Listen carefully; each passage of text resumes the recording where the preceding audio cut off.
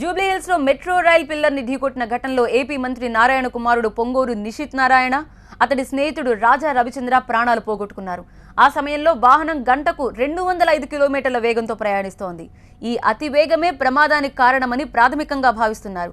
కేవలం అదొక్కటే కారణం కాకపోతే ఇలాంటి ప్రమాదాలు అక్కడక్కడ జరుగుతూనే ఉన్నాయి.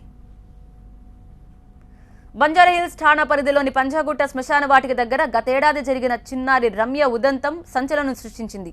ప్రాథమికంగా ఈ ప్రమాదానికి కారణం ఎదుటి వాహన చోదకుడు మద్యం మత్తులో మితిమీరిన వేగంతో దూసుకురావడమే అని భావించారు. అయితే లోతుగా దర్యాప్తు చేసిన నేపథ్యంలో ఈ ప్రాంతంలో గతంలోనూ ప్రమాదాలు జరిగాయని, రోడ్ ఇంజనీరింగ్లో లోపాలున్నాయని గుర్తించారు. సాధారణంగా రహదారిపై ఏ ప్రమాదం జరిగినా పెద్ద వాహనం నిర్లక్ష్యంగా అతి వేగంగా దూసుకొచ్చి చిన్న వాహనాన్ని ఢీకొట్టిందంటూ పోలీసులు నిగ్గు తేల్చేస్తారు. యాక్సిడెంట్ కేసుల్లో సరైన పూర్తి స్థాయి దర్యాప్తు లేని కారణంగానే ఈ పరిస్థితులు నెలకొంటున్నాయి. ఫలితంగా నగరంలోని అనేక రహదారులపై ఉన్న బ్లాక్ స్పాట్స్ వెలుగులోకి రాకపోవడంతో నిత్యం ప్రమాదాలకు హేతువుగా మారుతున్నాయి. ఈ పరిస్థితుల్ని మార్చాలని నిర్ణయించిన నగర పోలీసు ఉన్నతాధికారులు ప్రమాదాలపై దర్యాప్తును బలోపేతం చేయాలని నిర్ణయించారు.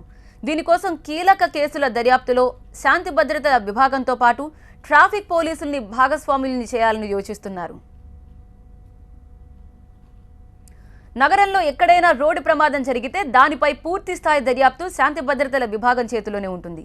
దీనివల్ల అనేక క్షేత్రస్థాయి సమస్యలు ఉత్పన్నమవుతున్నాయని గుర్తించారు అధికారులు.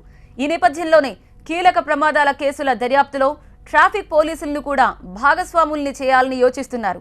అయితే సిబ్బంది సంఖ్య నేపథ్యంలో ప్రతి కేసులో కాకపోయినా కీలక కేసుల్లో మాత్రం వీరి సహకారం తీసుకోవాలని ఆలోచిస్తున్నారు.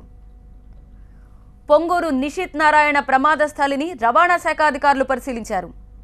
ఎంవీఐ జి సాయిరామ్ రెడ్డి, మాజీ రవాణా శాఖ అధికారి విజయపాల్ రెడ్డి అక్కడ ప్రమాద కారణాలను విశ్లేషించే ప్రయత్నం చేశారు.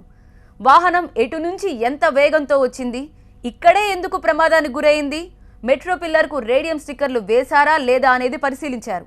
మలుపు వద్ద హెచ్చరిక, సూచిక బోర్డులు లేకపోవడాన్ని గుర్తించారు. నిషిత్ కారు మరో వాహనాన్ని ఓవర్టేక్ చేయబోయి అదుపు తప్పి ఉంటుందని అంచనా వేస్తున్నారు. జూబ్లీహిల్స్, బంజారాహిల్స్ ప్రాంతాల్లో తరచూ జరుగుతున్న రోడ్డు ప్రమాదాలపై సమగ్ర సర్వే చేసి సలహాలు, సూచనలు అందజేస్తామన్నారు.